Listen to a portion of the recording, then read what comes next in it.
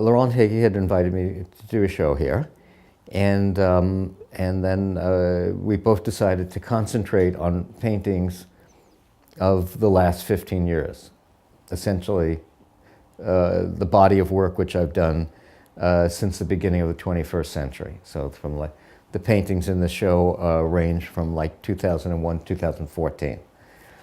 And when I looked at all the works that I'd done over that period of time, I could see there were certain coherent themes that you could find in the work.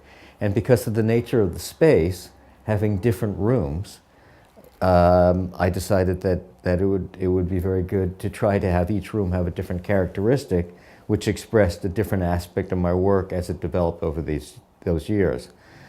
And so each room maybe concentrates on the imagery in my painting and tries to make a coherent grouping, which is maybe a little bit different in mood and sensibility as you go from room to room.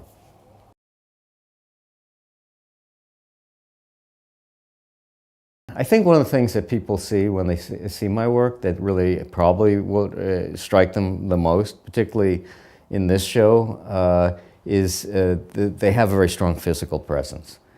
And one of the things, the thing with the really thick paint, if you look at most of the areas where the paint is very thick, they're actually very thickly rendered brushstrokes. Now, the brushstroke in painting is really a means to an end. It's a means to putting a picture together. In the most classical paintings, the less the brushstroke was apparent, the more successful the artist was. But in my case, the idea is to show the brushstroke as both a means to an end, namely to constructing a picture, and also breaking it down into a thing unto itself, because I want the viewer to see him or herself looking at the picture, seeing these elements, and having those elements bring them into seeing a picture, but then also realizing that they're looking at a physical object, which is not a picture at all. And that's kind of the point of my work, kind of altogether, really.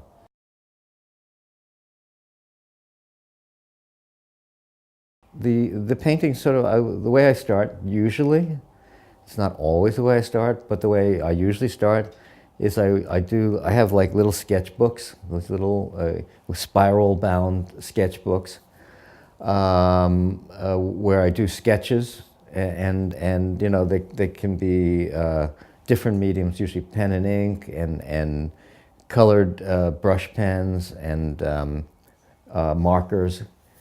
And I work on images until I come up with an image that I feel has a certain resonance and could make an interesting painting.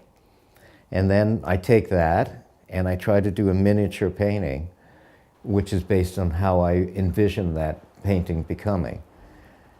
And usually sometimes I do several of those little studies. And then when I pick one, which I feel has particularly good resonance, and I'll make a picture from it. And that'll be sort of like a model for the painting. The painting isn't a copy of those studies, but it's kind of a realization of those studies, and a reenactment of those images.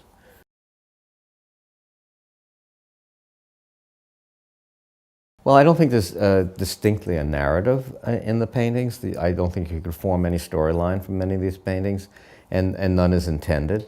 But you can see a picture. You know, most of my paintings have references to real-world space. It's not overt. It's actually rendered in a very flat way. But you have forms which take foreground, and other forms which seem to be in the background. You'll have horizon lines. You'll have forms which will begin to suggest a receding space. I'm trying to think of all the, you know, the different compositional elements you have in this particular show. Sometimes, you know, when you know, this show may be concentrated on a lot of paintings that tended to have a horizon line.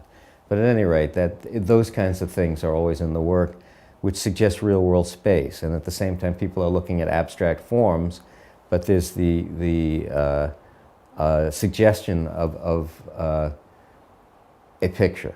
And that's very interesting to me, to see, to show the viewer how he or she begins to construct an image in their mind.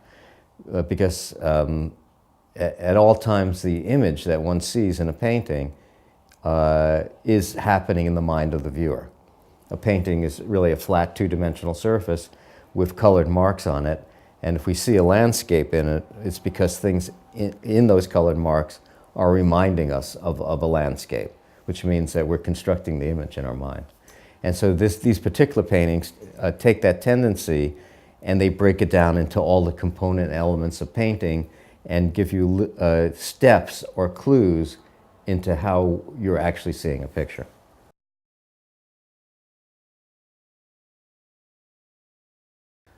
Well, I've always said that my titles are like my one-line shot at being a poet, but they're also a little more than poetic. They're often things that I think about, like broad themes, and I kind of want to provoke people to think about them a little bit, just sort of throwing out the themes out there without being conclusive in any way or really being specific about my position or my interest in those themes. So that's one thing. And then also there's a tendency in the titles to be kind of ambivalent or oxymoronic. And my paintings are ambivalent and you know, point to, you know, conflicted meanings. And they're dialectical. So the titles are very often parallel to the spirit of the paintings. And then sometimes thematically they branch out into other areas which want to stimulate thinking.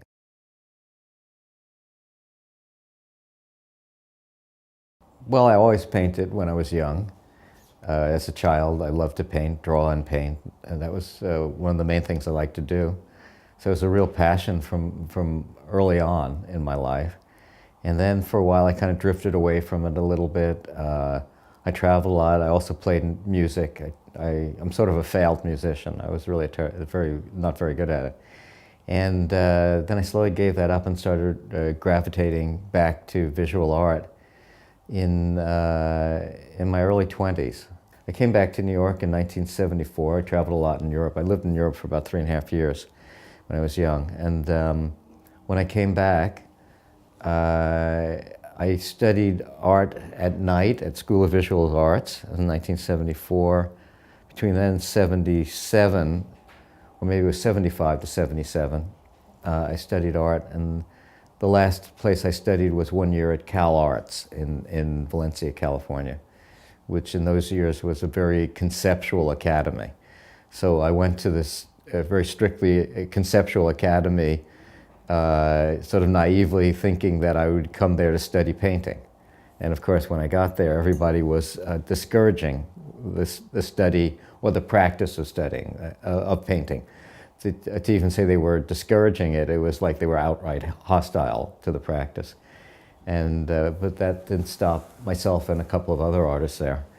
And I proceeded to study, to become a painter there, which is sort of doing it against all odds. It wasn't easy. But I'm a pretty stubborn individual. And also, it wasn't arbitrary to me to do painting.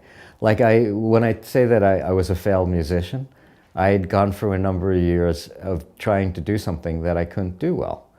And when I started to go back to painting, all of a sudden I felt really comfortable because I had a great facility with paint and with making eye-to-hand coordination, making marks that had a certain resonance.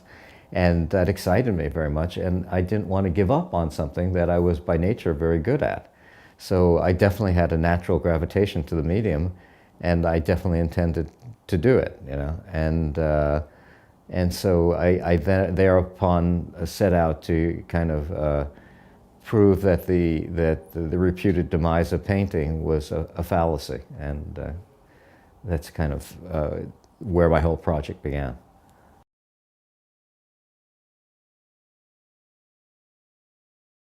You know, there's a lot of referencing in the whole history of painting has had an influence on me one way or another. I don't know. I don't know if my imagery is fairly specific. It comes from a general language of abstract painting.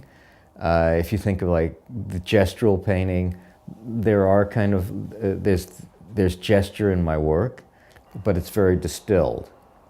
Obviously, there's a lot of scribbly marks, which is like a kind of an écriture or kind of an automatic drawing. And so that's one tendency that influenced me a lot. On artists like maybe Cy Twombly doing that, or even, you know, if you talk about automatic drawing, it kind of even throws back to automatic writing. Well, André Breton, it has a strong surrealist origin. So that's in the work in a way, but it's distilled very much. When I do those scribbles, I do them first in a crayon on the canvas, and then it gets traced out very carefully with a number 2 brush. So it's very static in its appearance. It's very clear that the hand had been working freely, but then in its enactment, it's very constrained, actually.